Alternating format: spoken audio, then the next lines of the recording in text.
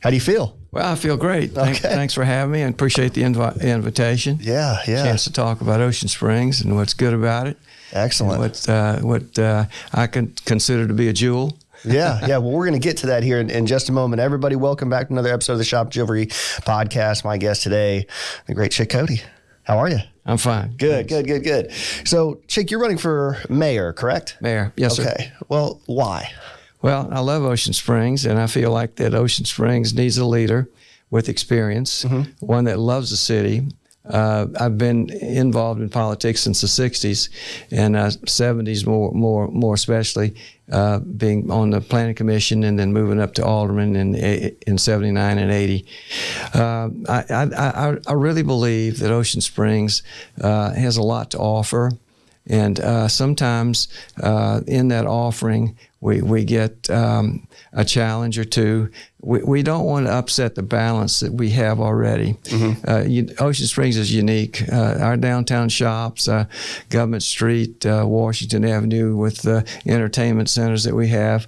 The out east is yet to be platted or developed, but that's a challenge. But downtown is pretty well really visited by an awful lot of people. Yeah. The thing that really makes Ocean Springs, I think, set aside from others, our school system's number one in the state. Oh, yeah. We have traditionally been a single-family dwelling city, meaning a bedroom community. And I think that people sometimes lose sight of that. And big's not always better, as I say. Have said for years. We don't want to go the way of some cities where they've grown to into something that you don't even recognize anymore. If you could just hear the people that come down here for Cruising the Coast, Peter Anderson, the parades, or any of the events that we have downtown, and they'll tell you, don't change anything. You don't know what you have. And these people are from all over the United States. Yeah. For an example, Cruising has 44 states and 2 or 3 foreign countries that people come to visit us. And Ocean Springs has the largest venue of all of Cruising. So we think that we're important in that event, and we're very thankful that the cruisers come back. But it's hard to say no to Ocean Springs with a canopy of trees when the sun's out. Oh, absolutely. Well, I'll tell you the really cool thing about cruising whenever it's cruising season is that you can walk down Washington Avenue and Government, and it's literally like a snapshot in time. If not for the fashion trends and maybe some LED lighting, you would think that we're still back in the 40s. Exactly. It's so great. It really is. Now you talk about Ocean Springs being a jewel, right? What kind of jewel is it? Well, it's unique. We have the old town presence, I guess. Still there with the buildings and the structure of the T, which is Washington and Government Street. Nobody else has that on the coast, and it lends itself to that era where you can feel like you're in the 40s or 50s when you ride down the street and cruise. But the main thing we have the narrow streets, which naturally slows traffic down, causes you to cruise instead of speed. But a lot of them try to speed anyway. So, right. But anyway, we enjoy that. People can walk about the city, especially on Government and Washington, and many of the other streets that connect. But we've been able to connect downtown to the beach, down Porter, and that's a good walk. It's a beautiful walk. I always tell people, if you want to really fall in love with Ocean Springs, get a convertible or a golf cart, just ride around the town and just let the city talk to you. A lady told me the other day, we were out at the ballpark when Little League threw their first pitches out and kind of. I saw that. Well, I was adjusting one of my signs, and she said, "Are you Chic, Cody?" I said, "Yes, I am." And she said, "Well, I saw you on the Roost forum that y'all had. And she said, I was really touched by what you said. And she said, in fact, my husband and I bought a golf cart and we rode around town. And it absolutely happened just like you said. It's a different experience. And she said, my mother and dad came down and they had the same experience. So she said, I'm voting for you. And so I said, thank you. But what I'm trying to convey is this. It's a beautiful city. And there are other beautiful cities on the coast too, not just Ocean Springs, but I think we're kind of unique with our shops and the way it's laid out. It's hard to match what we have because of the layout, and I think that is intriguing to a lot of people. Without a doubt. And the buildings speak for themselves, the trees speak for themselves. I mean, we've, I think, done a really good job. And I like to think that I've had a lot to do with that since I've been an alderman for so many years in keeping the pristine look or the unique look of Ocean Springs over the years without changing it because of building structures or building programs. Right. And where you go in and modify the whole city. Mm-hmm. We don't want to do that. We want to keep what we have, but we want to be able to grow and invite other people in. There's always room for one more. Sure. But in a controlled way, or at least a measured way that you have control over. Right. And that's the goal after all. I mean, obviously the city has to evolve and grow and keep up with the times, but you don't want to lose the identity in the process, right. So you've talked about a lot of things that we're going to dive into deeper, but I'm curious. Let's talk about your time as an alderman prior, right? So you served the city of Ocean Springs as an alderman for 25 years or 24 years. 24 years. 6 terms. Okay, 6 terms. Wow, that's incredible. Which ward? Ward 4 for 1 term, and then Ward 3 for 5 terms. Wow, that's incredible. So you talk about being a part of the sort of, I guess, maybe part of the group that's responsible for making Ocean Springs what it is. I know when I was in high school, that downtown scene was not the way it was, past in between like kind of where government and Washington met and maybe up to Pleasance, there wasn't much there. No. That's changed. So talk about that. I mean, how involved were you in that process to kind of develop that area? Well, when in the time frame that you're talking about, most of that was residential, mm-hmm. and we've been able to change that to commercial in some cases, and there are 3 or 4, 5 categories of commercial activity. So we have been able to change that and kind of adapt what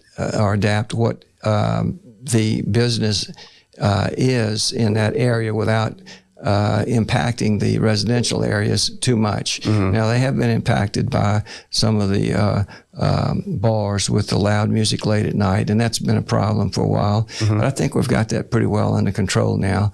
I think we limit everything to 11 or 12 o'clock, and then they have to go inside after that, the music does. Sure. And they can stay open to 2, but they have to be inside. Mm-hmm. So I think that's one way that we've been able to do it. But, houses are not what they used to be. They're well insulated now, so a lot of times it really helps. But nothing can take the bass out, the boom, boom, boom.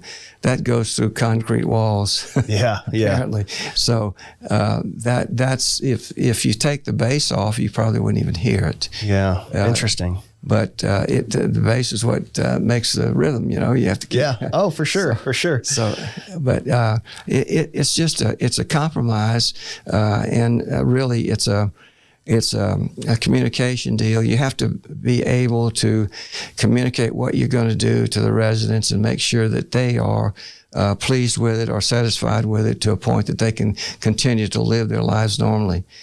You never want to disrupt residential areas.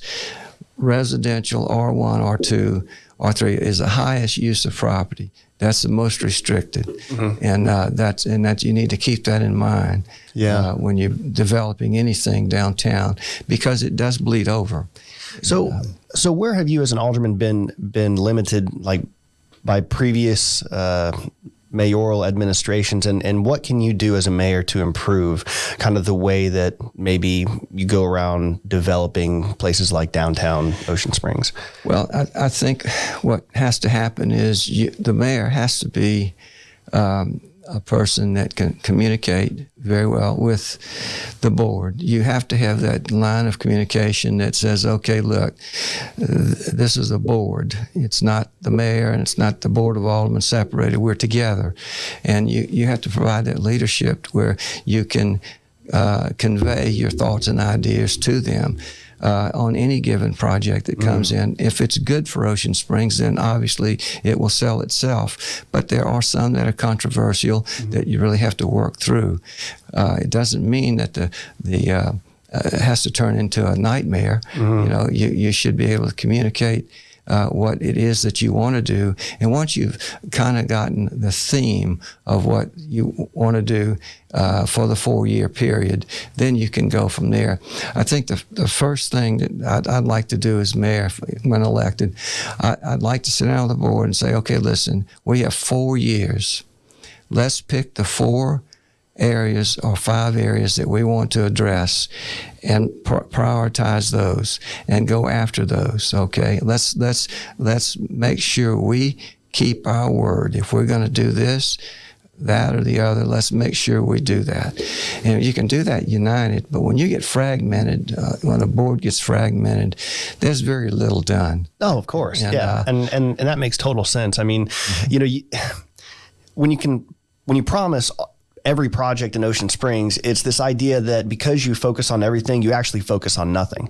Right. And so being able to focus on, say, you know what, we're going to prioritize these 4 or 5 things, you can actually allocate responsibly resources, time, money to actually bring those projects to fruition. So I think it's a very responsible way to look at it for sure. I think that some things that we really need to do in Ocean Springs, we really need to look at how we are paving our roads, okay? What's happened downtown, if you, in one specific area there by Tater Nut, the road is almost 5, 6, 7 inches higher than the gutter. So when you go into park, the car falls off into like a hole, and you. That's not by design? It's like a wheel chock. Well, it rubs the HUD-caps. Right. Okay, and people don't want to get over there. So you're 2 foot narrower in the road passage, way than you would normally be. So, and I've expressed opinions on that and how to fix that, and then we can do it. It's not something that's impossible. It doesn't sound like a cosmic thing. Yeah, it's not. It's something that should have been done a long time ago. But notwithstanding, we have those problems all over town. When you pave and pave and pave and don't grind down the streets or scarify the area, what happens is you keep building it up, and you ruin your drainage in all the connections. So to the drainage areas, and that's happened in several areas of town. We need to address those. I know where they are, and I know how to fix them. I would imagine 25 years as an alderman, there's not a lot you don't know about the streets in Ocean Springs. Quite a bit. And, the good thing is, though, that I think we will have a chance to do that. You know, it's really simple. You have the State of Communications, which is 1 meeting every month, the first Tuesday of every month. That's by law. You have to have that. So when you have 4 years of that, you're going to have 48 meetings that you've got to go to or so, and then of course you meet again. You usually have 2, sometimes 3 meetings a month, but those are important, and the agenda that you follow is what you get done. Now, I'm not talking about the normal things that you have to do that are mandated by just good common sense things that you have to do. I'm talking about out of the ordinary, which would mean projects that would be substantially in need of funding. Well, those are the projects that we need to sit down and determine what are we going to do in 4 years. Are we going to just say status quo, or we want to think outside the box and get some of these things done? People expect a board to listen to them and to express what their ideas are in the forms of doing something. Right. I really believe that Ocean Springs has got a chance now more than ever to really come out of this hole that we're in as far as the infrastructure goes. We've already identified all of the piping system in the water and sewer departments that need to be replaced. A lot of drainage ditches in that area we're working on, and we've got plans to get those fixed. So I think we're on the road to recovery, or on the road to a better Ocean Springs. But at the same time, it's stuff that we can afford to do. Our enterprise fund is really since we've changed the water meters out and gotten the correct readings on them, have really produced the income that they should have been producing years ago. Yeah. But notwithstanding, enterprise funds have to stand on their own, and those have to pay for themselves. Those are services in addition to all the other police, fire, and all the other things that you get. But in our case, I think the enterprise fund this last year was $24 million. And the regular budget was 16 to 18 million. So you can see how important the enterprise fund is, as well as taxes. Sure. Well, and I'm glad that we're working on those sort of, not easily seen projects that support the infrastructure of Ocean Springs, because a lot of these, particularly in the Northeast, they're running into a lot of these infrastructure issues. I think it's somewhere between 12 and 21% of all the water underground in Philadelphia is unaccounted for, leaking through the pipes. Now, of course, Philadelphia is one of the oldest cities in the nation, obviously. But, by not addressing those things at the appropriate time, that could be Ocean Springs. You're talking about 12 to 24% of that potential income just gone, unaccounted for, that, and that's that's something that needs to be addressed sooner rather than later. So it's fantastic that we've done this thing, created fiscal policy to be able to have that money to be able to address these issues, But again, those are things that I think citizens overlook or take for granted because, it's underground stuff. They don't see it.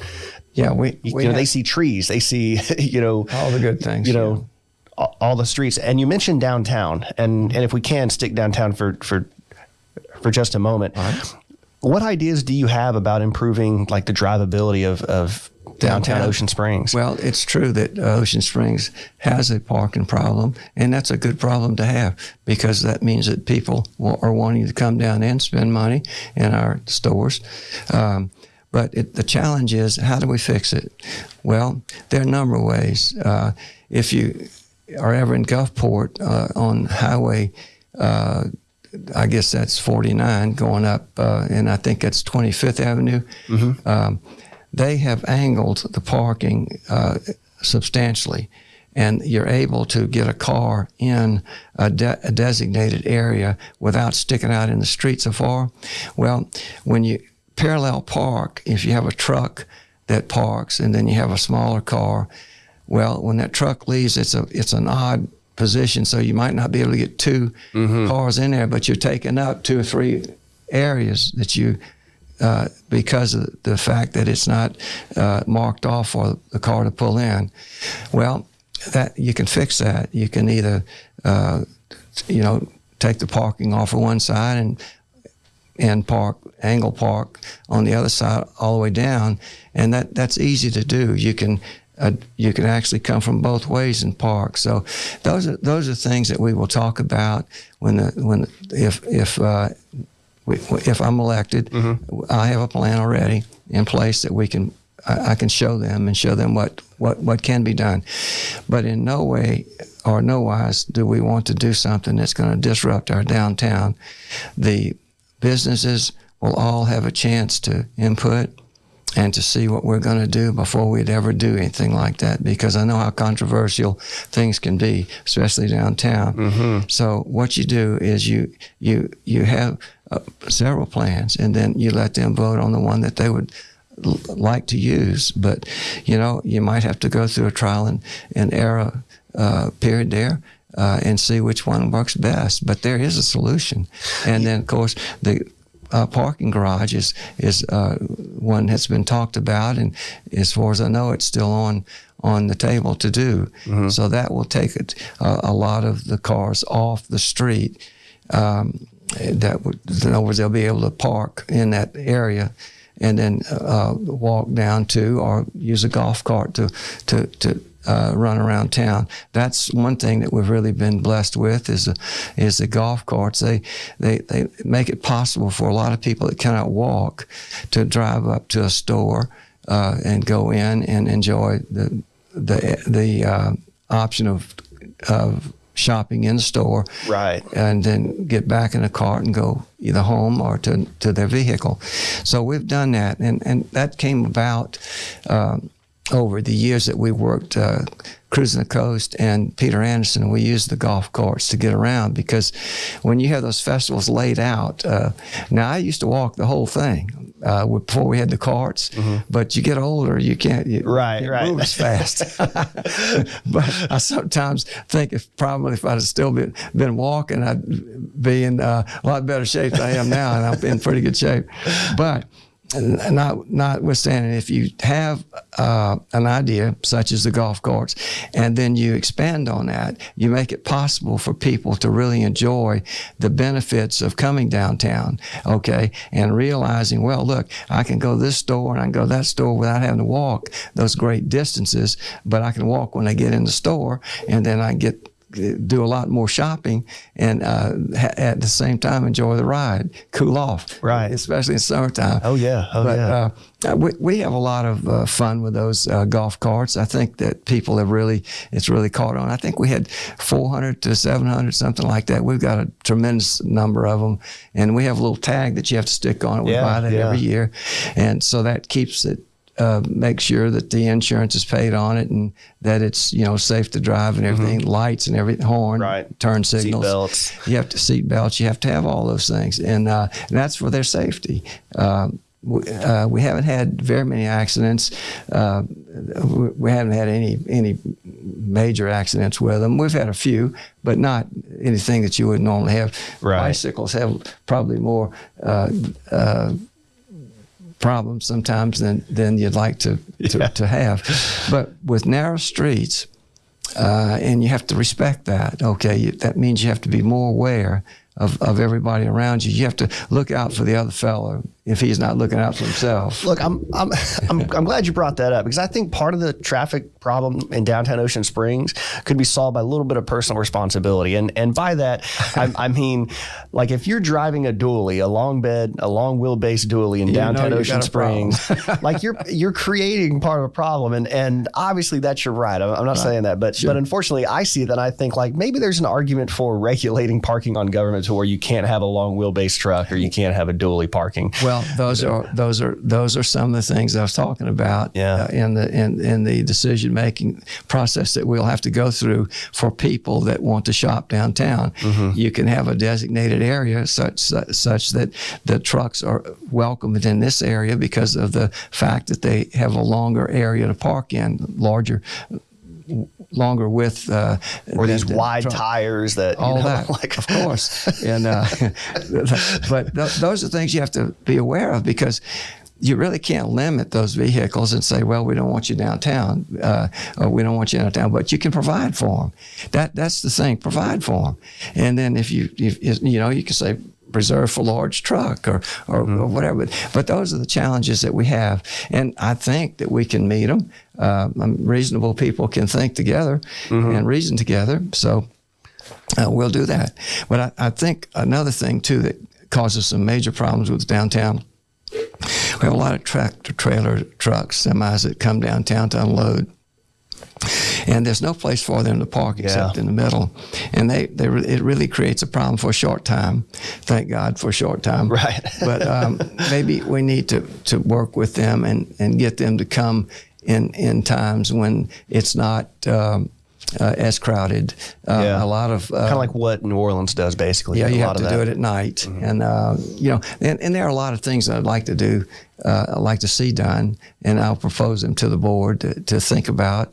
I don't believe in being a dictator. I think we do things together. Yeah, and I really believe that there are options and solutions to all of these problems. We just have to think through them.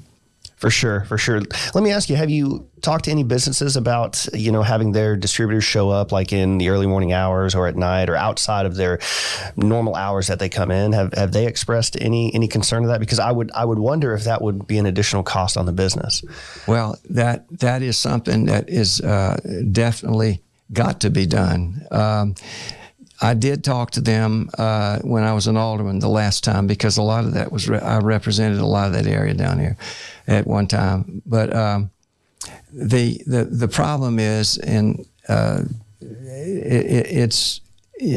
we really should provide for them. No matter what time they come, we should be able to handle it. Should the city subsidize any sort of additional cost for that for the businesses? Well, you could subsidize it by providing a place for them to park and then to convey their goods to the stores. Sure. That would be one way to do it. Another way is that you have the trucks, instead of bringing the tractor trailers down there, you have the delivery vans that they used to fair have. enough. And you utilize those instead of the tractor trailers. You can't get around those tractor trailer trucks. No, not at all. We can't even get a fire truck around them sometimes. So that's the only problem we have. I didn't think about that, but that's certainly a big issue. If you're occupying, essentially the middle of a 2-lane road, you cannot get a fire truck around there. And what we have done when I was an alderman the last time, we had times between 7 and 9 that they could park, that you couldn't park in those areas because it was a delivery, because the store did not have a back door or a way to get to the back of the store. Makes sense. To bring it in. So we did that, and it worked. That was on Washington Avenue. So we can do that again, okay? But what we'll do is we'll get together. See, a lot of these stores that have the breads, special breads that come in, you want to get those fresh, and I understand that, and early in the morning. So they come in and they make their deliveries, okay? And that we don't want to stop that. We want to accommodate them. Whatever it takes to help them, that's what we want to do. The businesses are the backbone of our economy, especially those small businesses downtown and all around town. And they also help keep money in the local area as well. That's right. If you had a franchise down there, a lot of franchises extract money from the city. Right. Yeah, right. And then, but see, the challenge is to make it work. You've got a problem, so let's find a solution, and we can do that working together. Yeah, it's funny. I mean, this seems to be, I don't know if it's really funny, but it seems to be a recurring theme for you on a lot of these issues. You explain the situation, potential ideas that you do have, but you always come back around to this, but we have to get together with everybody. We have to lead with the consensus of the people, of the aldermen and whatnot. And, I'll be honest with you.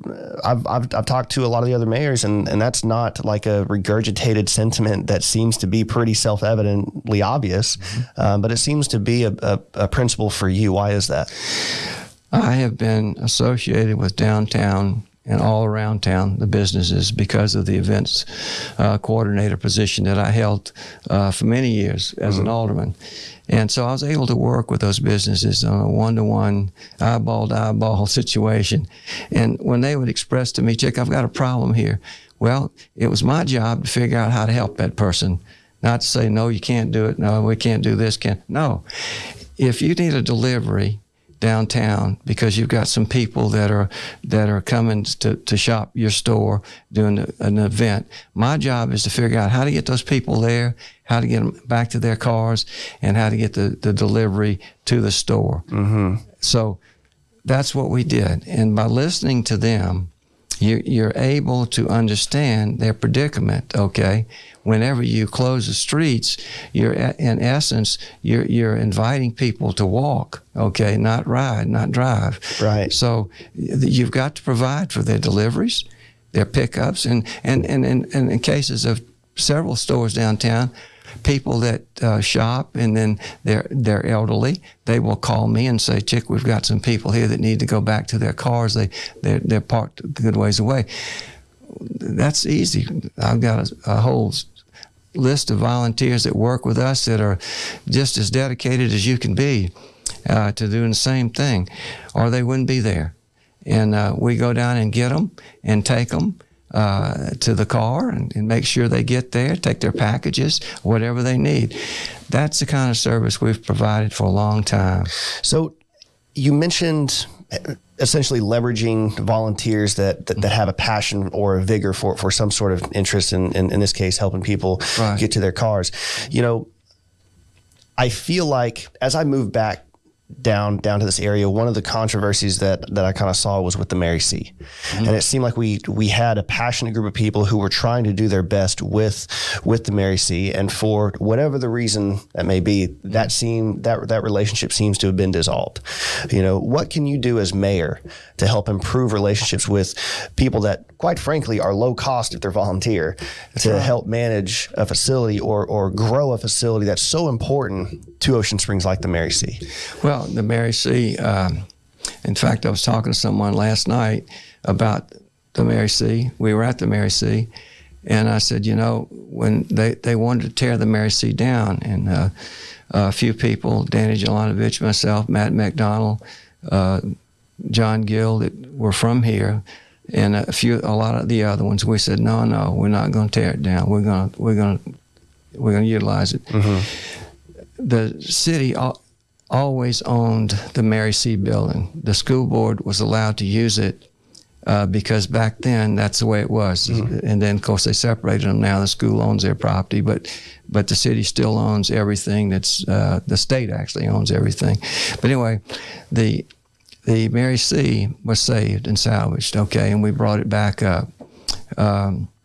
Just a few years ago, I was privileged to be able to get the insurance companies to go back and take a hard look at what they had given us, and lo and behold, they agreed that they owed us some money and paid it, and we painted the entire inside of the building. I mean, redid it. It was beautiful and fixed a lot of things that we needed to fix. Volunteers are essential to any organization. Without the communication and without the untiring dedication to those people, and they're listening to what their complaints are, what their concerns are, what their opinions are, you can't make it work. You've got to be able to listen to them when they've got a problem. Now, with the Mary C., there were a number of problems that we had, not with the people so much as it was just things that happened. Our kitchen was one of the biggest drawing cards we had there for a while, and that seemed to diminish. But then we had people that passed away, and so it never did kind of catch on. But then we had several cooking classes that came back that were really great. I mean, I want to know how to make biscuits, okay? Yeah. So next time they have a class for that, I'm going. There you go. Okay? And but what I'm just saying, it's so important to keep things running properly, but funding those organizations sometimes is a problem. However, the Mary C. was issued a challenge many years ago by Matt McDonald, who was the alderman at that time over that, and he said, y'all need to be self-sustaining, and they were on the road to that. In fact, they were doing really good. In fact, the last major play that I went to was Mamma Mia, and I enjoyed that immensely. In fact, my wife went to the play in New Orleans that they had, which was the original cast, and she said that ours was as good as that one. Oh, no kidding. So I was really tickled, but she's a music major. She knows music. So you know, she likes music, and I loved it. I enjoyed it when I went to see it the last time it was there. Well, that is the kind of thing that we want to reinstitute, redevelop, and have implemented in our system. Now, last night, we were there, and they had glass blowing. They were actually showing. Me and my wife did that. Yeah. It was great. Yeah. And so, I mean, that's just one thing. There are several things that they've got coming that are really going to be nice. But I really think that communication, when you stop communicating, then everything ceases. Sure. And that's kind of what happens over time. So those people that are in the various areas that of especially volunteers, you've got to be on your toes with them. You've got to listen to them, and they're vital. You've got to have them. Now, Mary C. is that's how it's made. But what we have done is we've put a director in there that's paid for by the city. They'll be able. Their sole function is that program, and then the programs in it. So that is really going to help them. And we invite everybody to come back to the Mary C. And we will, there's an open list right now of people that are needed to make it work. So, I mean, it's vital. Volunteer. We couldn't do Cruising the Coast or Peter Anderson or anything else if we didn't have volunteers. No, for sure. Yeah, I think some of the concerns that I've heard is that having a city paid official that's over the Mary C. will stifle the operational ability of, say, a volunteer organization within the Mary C. Do you feel that that's the case, or is it more of an asset? I mean, well, I think that it's more of an asset because they don't have to worry about raising the money, okay, for the individual that they have running the thing. Plus, that will put the responsibility back on the city to make sure that those programs are properly funded. And but no, I think it's a challenge really for us to make sure that we provide room for those people to come and develop whatever skill that they have or whatever interests they have, because after all, it's a cultural center. It's for everybody. Yeah, it's the epicenter of culture. That's right. Within the city, and because of that. And I don't think people really disagree with it. I think, probably we'd look at the Peter Anderson Museum as something very, very similar, or one that goes hand in hand with the Mary C., which I would agree with that as well. But it seems that if it's that important and if it's that epicenter, does it being profit making, does that actually matter that much? Or is there a capacity for allowing the Mary C. to maybe be in the red a little bit because of the other than profitable value that it brings to the city? Well, you have to weigh the importance of that building and the activities there. How important is recreation? How important is cultural items that you Well, it's surely relative. At least to Ocean Springs, it seems to be tied into the essence of Ocean Springs. Arts and education, that's what Ocean Springs is about. So I really believe that if you have the paid director and she's managing the systems, the whole agenda of items that you do, with a collaborative mindset. It will be all inclusive. And of course, she's open to any idea that you have. So, I mean, it's a chance for people to really get in there and do it. And it's an enterprise system, but it also is a budgeted item. So it will probably always be a little bit in the red as far as the building maintenance and all those things, because it's an old building. It has to be maintained, and a lot of times things happen, that you didn't expect. Entropy, The roofs, you don't get those for a couple of dollars. Those are $100,000 roofs and more. But I mean, there's a lot of history downtown. The Loveless building has been bought and purchased by Blossman. And we hope that they'll put a fountain back in there. I'd love to see a fountain back in there, but I mean, I don't know what they're going to do with it. But it's certainly an option I'd like them to see, and see if they can do. But anyway, I think that area is certainly beautiful. That is that area right there on Government Street. That's the original road that was paved there. That concrete has never been overlaid with blacktop or asphalt, and and we actually had that ground down in that area to keep people from slipping when it rained, and then because the cars drip oil, and it gets very, very slick, and so the company that came in to do that absolutely just said, we can't do it because the concrete's so hard. It ruined all their diamond cutters. No kidding. They were spending thousands of dollars trying to correct their machinery. It ruined it. And so they just abandoned the project and said, we can't help you. because the concrete was too hard. Must have been some of that Roman concrete. I'm told that the Roman concrete that exists over there is still more dense and durable than modern concrete today. Well, concrete ages and it gets harder over time. Oh, well, there you go. Yeah. And unfortunately, wood doesn't do that, but and steel doesn't do that. Yeah. But although Florence is on stilts.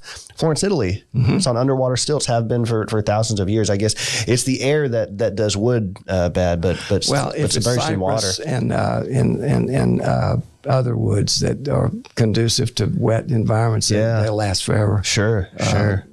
Cypress is probably the best thing to make a house siding out of, as well as outdoor furniture. I've got a wood shop myself, so yeah. But okay, so we spent a lot of time talking about downtown Ocean Springs, and rightfully so. But a lot of talk is moving to the other side of the city and East Ocean Springs, and we kind of have this opportunity here where it's sort of this canvas.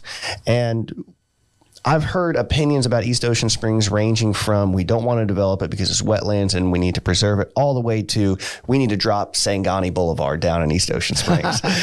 And I've also heard, which I think is the more moderate position, is since we have this opportunity to plan, why not create a sort of downtown, not like the downtown that we have in West Ocean Springs is an evolution, but rather create one that's by design, with open walking spaces and maybe cobblestone roads or what have you, So I say all that to ask you this: what are your thoughts about East Ocean Springs? Well, I think that's a marvelous idea.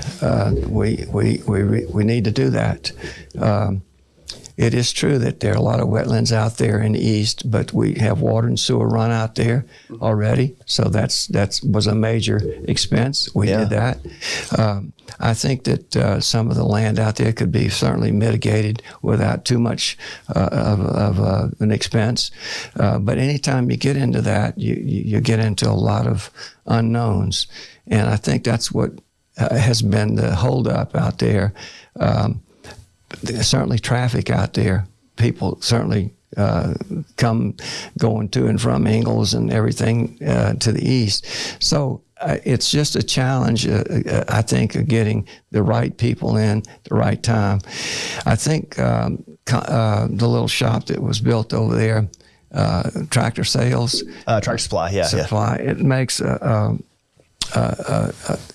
good indication that it is buildable, and you just have to pick the right businesses to go out there. Which we have Aldi coming, apparently. Yes. Aldi. And several more. Yeah. I've heard some rumors. Yeah. And they're good. I just don't want to let the cat out of the bag because I don't know if it's going to happen. Right. I don't want to say that it is coming and then something happens, because inevitably that can happen. Yeah. But when you have Walmart forms a point to grow around, because it's gravity. People. But remember, right there where Walmart is, you've got a major subdivision back there, and you've got a graveyard, cemetery. And so that kind of stops everything going to the east for a little while, and then you pick up on the other side. Well, on the other side of the road, that would be, the major road going to the up, or is it? No, it's the middle school. Where the middle school is. Okay, that creates a lot of problems, but it creates a lot of opportunity because people come and go. So that's what you have to do. You have to figure out what am I going to do? How am I going to do it? What am I going to do to get the people that are in this area already to shop local? So those are the types of businesses that we really need to attract in that area. But it's hard to compete with Walmart and a few of the other things because they have such an array of goods. And it's a one-stop shop. It is. I can get my oil changed, a haircut if you trust the barbers, grocery shop, it's a proxy for a hardware store. I mean, it's. So, which is good. I mean, it provides a service for people that one-stop shop, But I think COVID crisis or pandemic has changed a lot of ideas on how people shop in the future. I'm glad you brought this up. You're the first person to talk about this, and I'm really curious to hear your opinion. Amazon has proved that people can stay at home and shop. But let me just say this. Yesterday, this is funny. Yesterday, my daughter received 2 packages that she bought from Amazon, on Amazon. Right. All right. She opened everything up, and she cannot wear anything that she purchased. It was not like it was shown in the pages. Okay, not saying that it wasn't her fault or our fault or whatever. So there is a lot of truth to being able to go there, eyeball it, put your hands on it, and try it on. I don't think you'll ever get out of that, okay? I think of hardware stores and clothing for sure. Because if I go into a hardware store and I'm trying to match up like a bolt or something like that, look, I need the thread thing. I've got to thread it in and know what what I need, and it's difficult to do that with Amazon at times unless you're an expert at counting thread and whatnot. But I think that there are just some businesses that you're not going to be able to convey to online shopping without giving up some of your selection. Sure. The main thing, though, is to provide services, businesses that can make it, can add to your community and add profitably for them as well as savings for us, the shopper. So that's the challenge. But look, Ocean Springs is known for its restaurants. 110, I think 100 to 110 restaurants. Are there really that many? Oh, yeah. Wow. And you stop and think about that, you know? You got a major industry right there. I mean, that's a lot of folks working. Yeah. So and I should say, to the credit of the restaurants in Ocean Springs, and please take credit, like as far as the aldermen and in the city during this as well, but they did pretty well. In fact, businesses opened during the pandemic, I think indicating the favorable business climate for the restaurant industry that exists, even despite the pandemic. Well, let me show you how important that was. The city coffers were $300,000 better during the pandemic than they were the year before when there was no pandemic. Really? Yeah. So that tells you how many people got in line to get their food, okay? Mm-hmm. And what happened was, instead of going to the grocery store and buying everything and shopping, they just chose to go to a place that was already prepared. They drove up there, got it, and went home and ate it. Mm-hmm. Okay, that probably will change somewhat as things open back up. But it does give you a history lesson in that it shows you that the businesses can accommodate people on a regular basis when necessary. So, I mean, I think it was great. Not the pandemic, but the fact. But the response to it. The tenacity, the fortitude to push through that. You know, I'd say. I think Chef Scott's is a pretty good example. I could be wrong in this. I don't think I am, but I don't think they had online ordering, right? But they now have online ordering, and so they've now advanced their restaurant and given it an online space, which allowed them to continue to have a business. And Chef Scott's is great, you know, but a lot of businesses fell into that. They said, well, we need to survive. How do we do that? Well, now they've evolved their business to be able to play in the online food space. So, well, I miss Chef Scott's downtown, but I like where he is now because I can get in and out. Lancaster's was right there beside him. In fact, it was in, I think, the same building. They moved out on the highway. We ate there yesterday, and he was telling us how much more room he has and how much better the parking situation is, but he misses downtown. He misses the flavor of downtown, meaning the parades, the everything else that the festivals that he'd be open for. But that's a trade-off between doing business all year long and then versus the good times, which would be when you have major events downtown. Yeah. But not at all to take away from downtown, but we do need to focus on the eastern, the western part of town as well as the eastern part of town. Each one of them has a flavor of their own. Each one of them has an agenda of items that are different, okay? But the idea you had about the little village out there, that is doable. In fact, I think something is probably in the works now. Wonderful. And if we can just work with them and get them through to completion, design, and through the other things. But listen, that's where you have to have a board that is proactive when it comes to businesses, and when you try to do everything you can to help them, you need to knock down as much of the red tape as you can, provide for them, and go from. The major problems we have is when you have a design on the table and you get in there and you go to the shovel, you start the building process, you get into the building process, and then you find out that major portions of it were somehow overlooked. Okay? Well, that should not happen. If you're going to develop an area, you should know exactly what it takes. Yeah. And you might have some surprises, but you shouldn't have very many of them.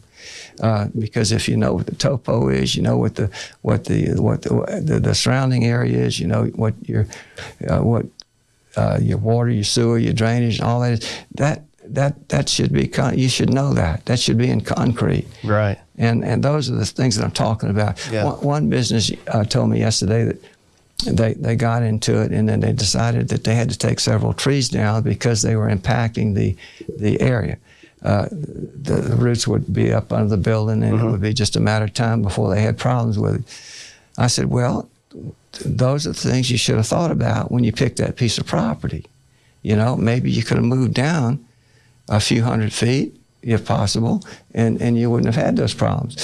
So I think when we get these projects, we need to look at it from the infancy, from when it's an infant, okay, instead of an adult, if you understand the correlation. Yeah. And then you can kind of weed through these problems and sift them out, and then say, how are we going to deal with this, and this, so that they'll know up front what the cost is to develop that particular piece of property versus another piece of property. Right. But so one of your goals here is to complete all working projects that are that the city has on the table right now.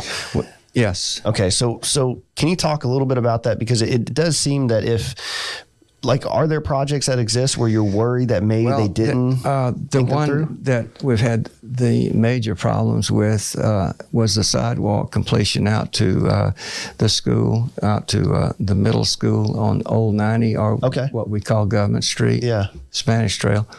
The crossing those wetlands out there and those bayous and everything, that has been a major problem. But we finally got that worked through. Got it accepted by MDOT.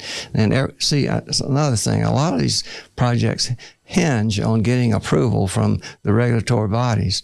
The state has several that you have to go through, and we've been able to do that. But those are the things that sometimes you just can't rush through. You've got to wade through.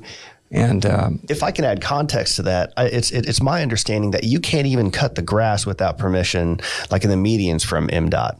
That's right. They control that. Well, we have permission, thank God. You get some sort of letter of agreement, I'm sure. But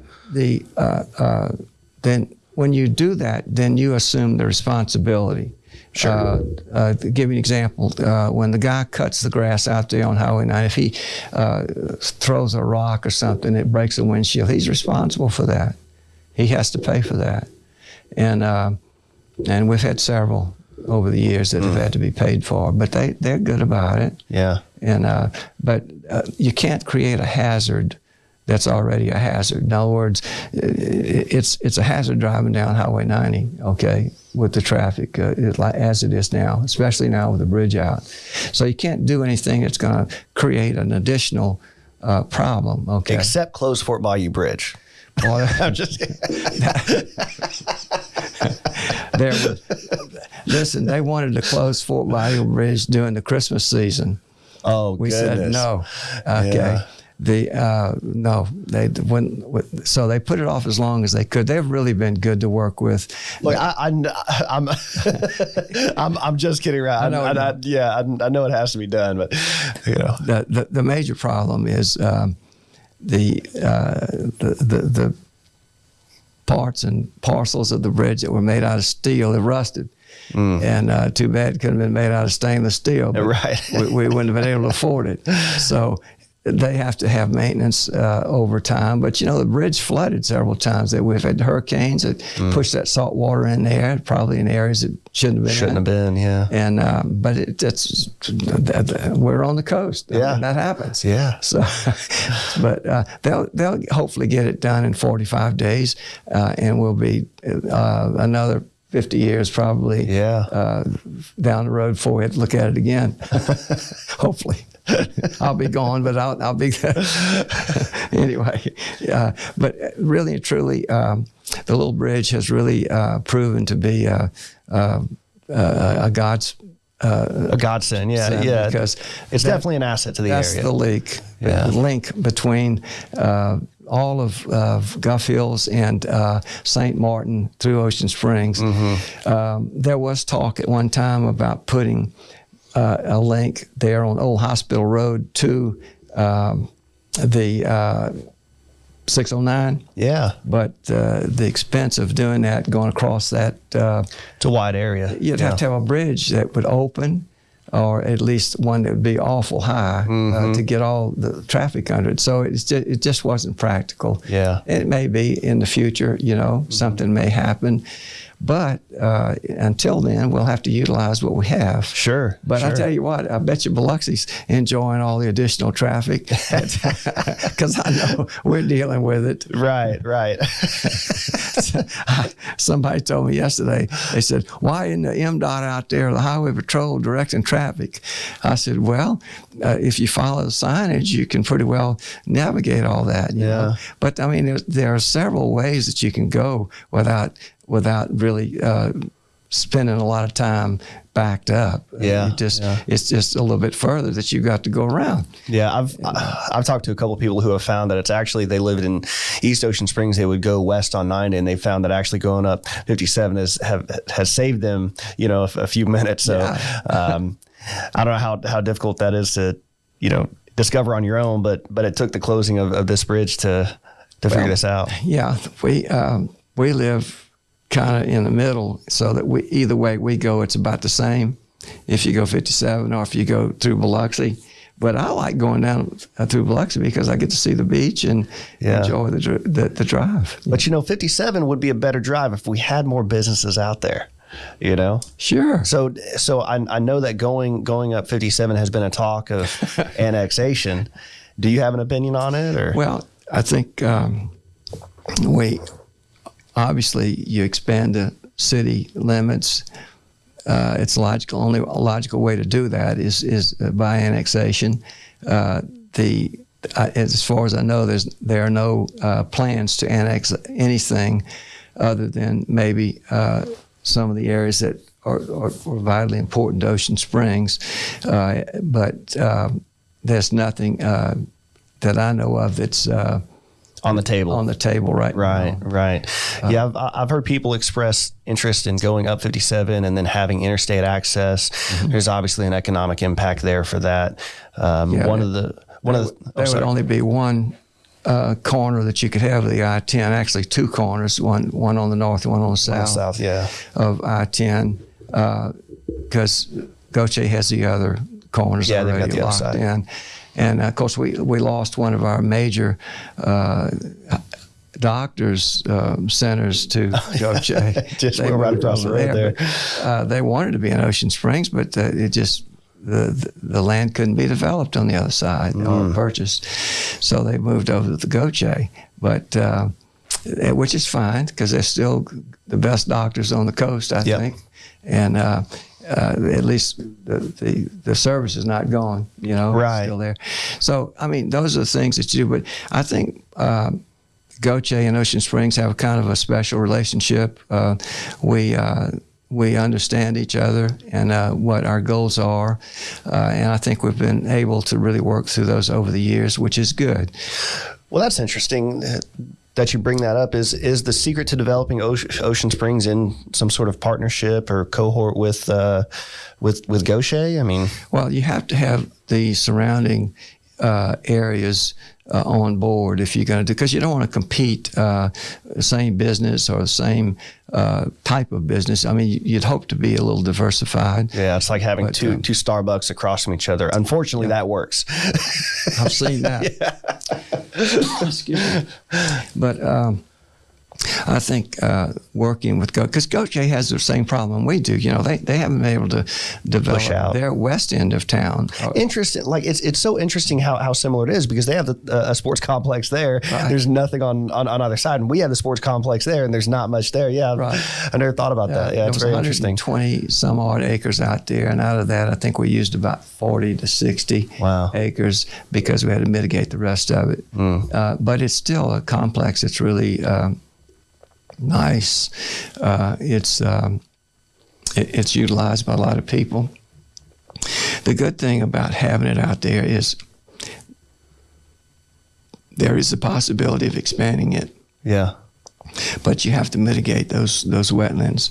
And the good thing about it is, though, it has room to grow, and it doesn't impact traffic-wise downtown. It's out far enough to where it stands on its own as far as that goes. You can get away from downtown, because we could have probably purchased some land in town, or at least closer to town, but it would have really impacted some of the neighborhoods that were already in development stages, or at least being built. So we didn't want to do that. So we took a long, hard look at it and decided that would be the best place to have it. Look, there's always a controversy whenever you have something like that, where you build it, if you build it, whatever.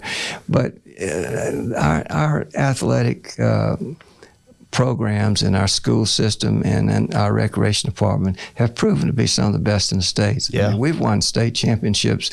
When I won state championship in softball, girls softball, and my team won 2 times. So we've gotten pretty good responses from that. I think that our high school, I'm very proud of them. Our baseball team, our football team, our basketball team, girls and boys, our track teams. Even the band is a collegiate level. I've told people, like, there's no good time to go to the bathroom at an Ocean Springs home game, because the game's exciting, the band's exciting, the dance team's exciting, everything's exciting. You know, sure, and well, that's what you strive for, right.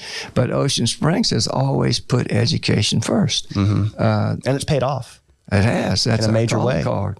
And that's what's so important about Ocean Springs. When people move here, working in Ingalls, the shipyards, the Keesler, or any other, they look for a town or a community or a city that has the best opportunity for their children. Yeah. And they don't have to look very far, because Ocean Springs is #1 state.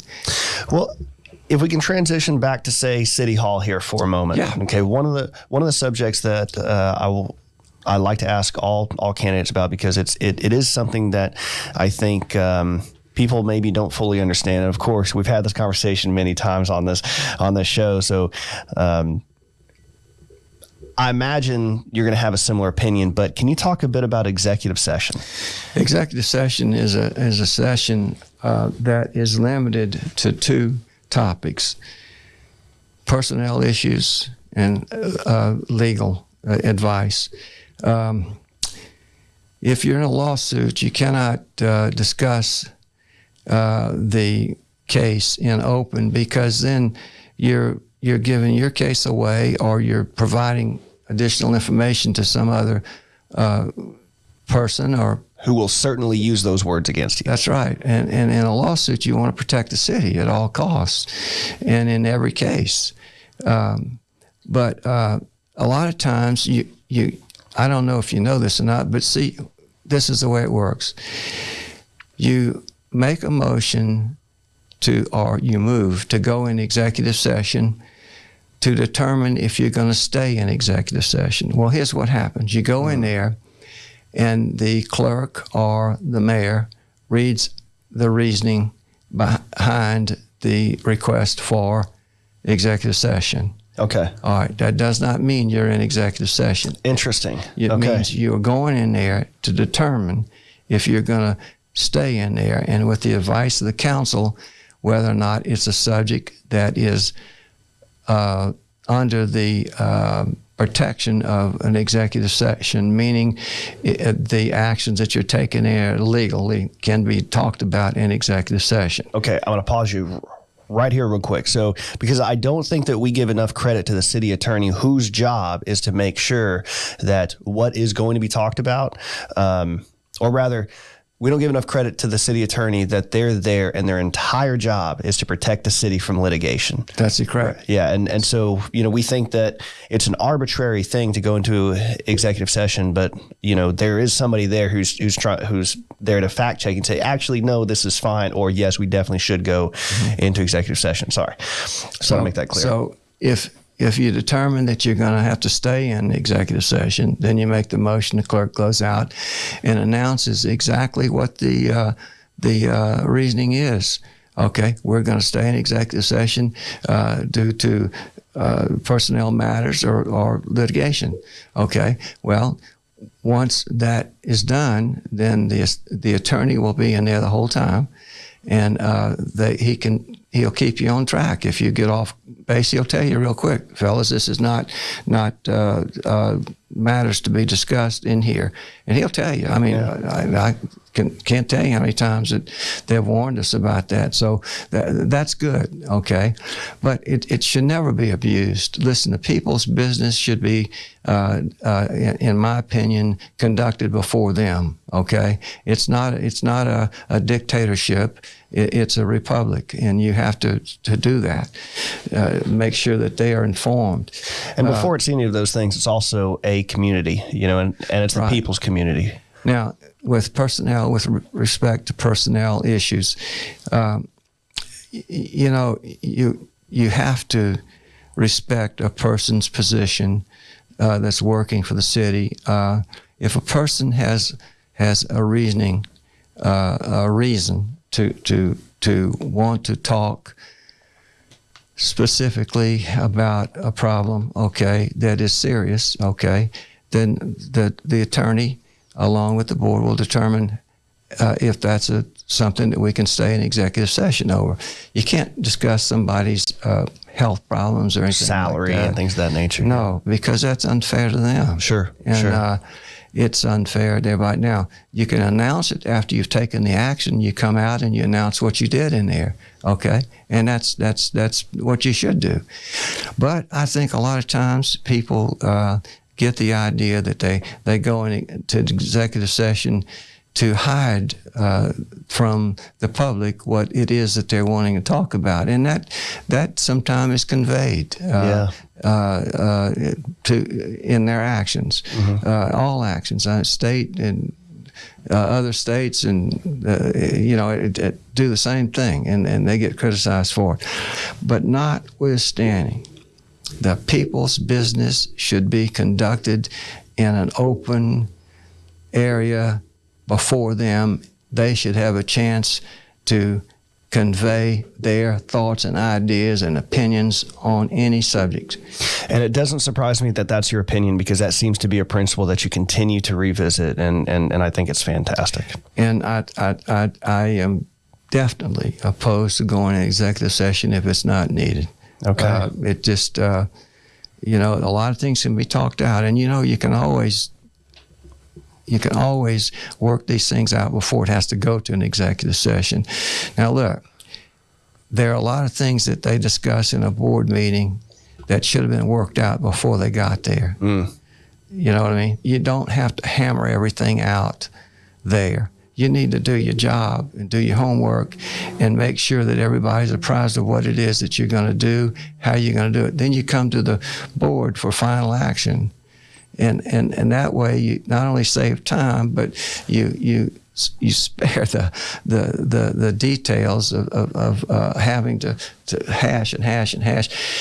I think the worst thing in all of my years on the board serving is when an alderman comes to a meeting and they're not prepared to talk about the subject, and you have to catch them up on the everything, and that is unfortunate for the people that have studied their agenda and asked the questions before they got there. Well, as a team too, I mean, they're not pulling their weight in that, you know. Right, and that's the thing that I will stress, is that it's a team effort.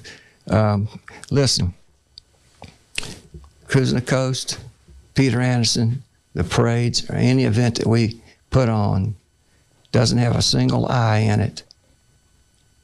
It's a team effort. And that's what I want to convey if I am elected your mayor. Mm-hmm. I want to be and make it a team effort, because it does not work with the big I. It works with the big T. The team makes the difference, and you surround yourself with people that are like-minded and that are team builders and can communicate and can work with each other.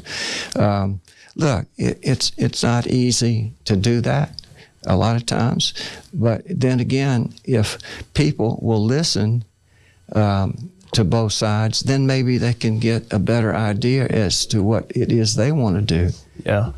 So you're saying being open-minded as individuals, but like-minded in the idea that we need to move together as a team. Right. And so the challenge that I see is that if I'm trying to assemble a like-minded team, you know, of like-minded team members, I can assemble that team. I can interview, okay, you've got this, you've got that. But as a mayor and your board of aldermen, mm-hmm. you don't get a say in who's going to be on the board. So like it kind of requires you to have an additional skill set of being able to build that team, you know, create this unity of effort, you know. So what are ways that you plan to do that? I mean, how can you leverage your team, even though like you didn't get to pick the team members involved? Well, the most important thing, in my opinion, that a mayor has to do is he has to communicate 7 aldermen, to them what it is that the mission or the focal point of mm-hmm. any subject is. You do a good job of that, then you can get everybody on board. I think a lot of times aldermen over the past, when I served, felt excluded because some of them were able to make the meetings and some of them weren't in the planning stages. So it did create a problem. But you know, there's a law that says you can only have 3 aldermen and the mayor. You can't have 4 because that's a quorum. Mm-hmm. So you have to really watch that. And a lot of times that creates problems.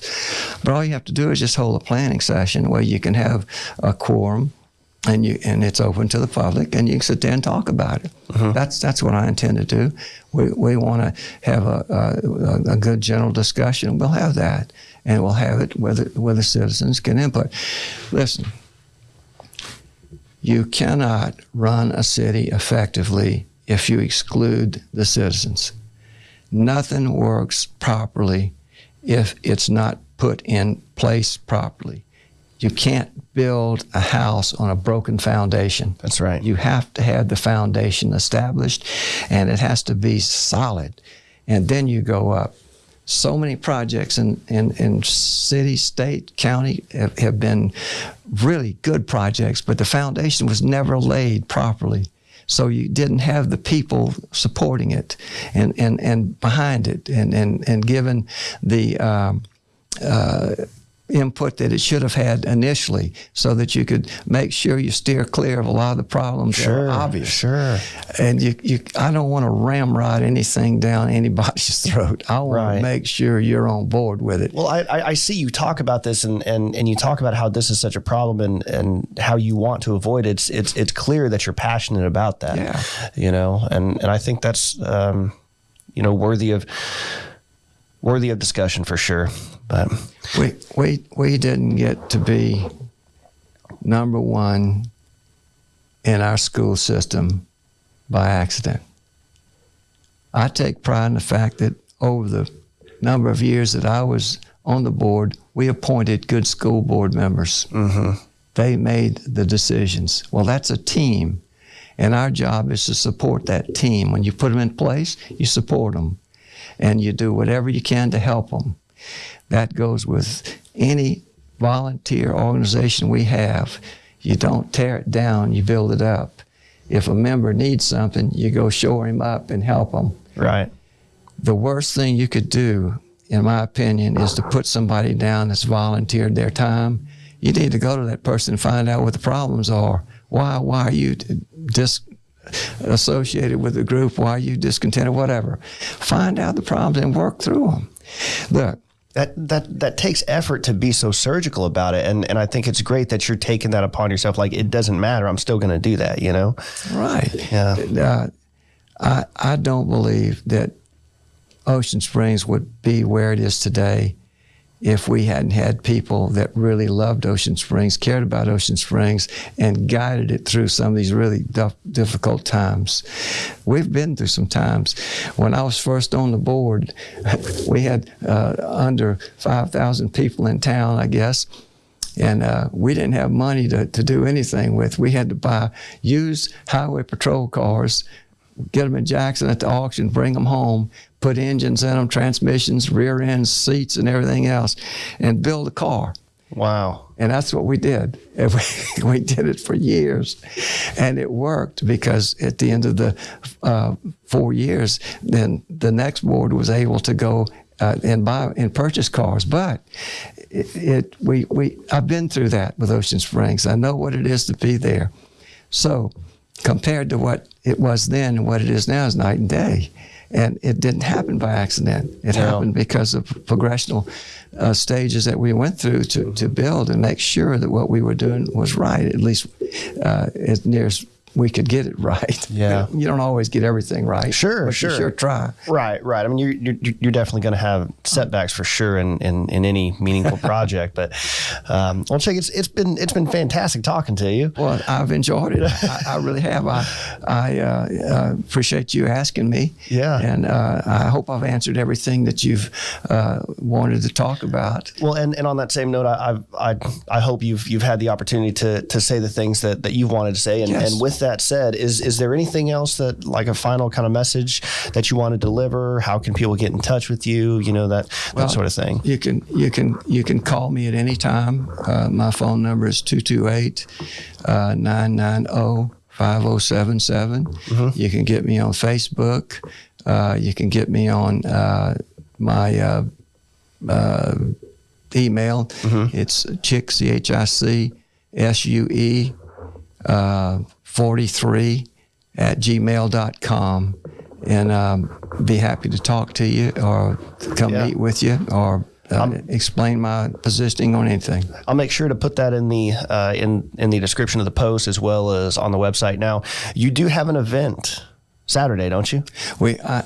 Yes, we do. We have coffee and pancakes with the mayor, elect Chic Cody, at Phoenicia's from 7 to 9.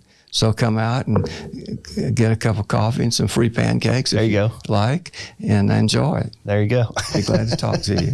Well, Chic, again, it's been great talking to you. And, you know, I say this at the end of all these episodes, and I genuinely mean it. You know, the citizens are the ones that truly benefit when they have such a difficult choice to pick for mayor, because of so many talented people, yourself included, that have such a meaningful desire to do what's best for this city, right, and to put yourself out there in the public eye. You know, ready to take criticism for any ideas, but still holding fast in the passion that you have for you know, being a mayor and carrying on the flavor of this town. So, well, Ocean Springs is special, and we want to keep it that way. There you go. I don't believe for 1 minute that Ocean Springs will ever be anything but perfect for me and for others that have come here. Seeking what they call the perfect place to live. But, you know, we have to keep thinking outside the box to keep it where it is. I love Ocean Springs. I love the people of Ocean Springs, and I will continue to love Ocean Springs and to work with Ocean Springs until the good Lord calls me home. There you go. Well, again, best of luck, Chic, to your campaign. I've had a blast talking to you. And if you ever want to come back on and talk about any other issue in Ocean Springs, please feel free to get in touch with me. I appreciate the invitation, and God bless you. Thank you so much. You as well. God bless you. All right, everybody. Thanks. We'll see you.